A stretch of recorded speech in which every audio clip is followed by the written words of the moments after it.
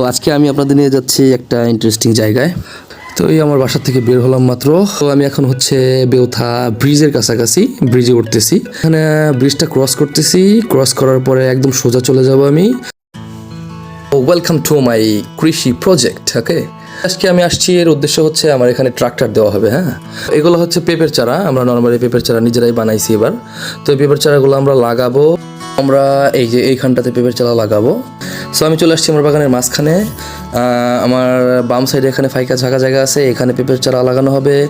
ওইখানটাতে লাগানো হবে, ওই যে সামনে ফাঁকা। ভিতরে যাই। আমার এই গাছগুলো অনেক দিনের পুরানো, বাট এখানে বড় বড় কিছু পেঁপে রাখছি আমাদের বীজের জন্য।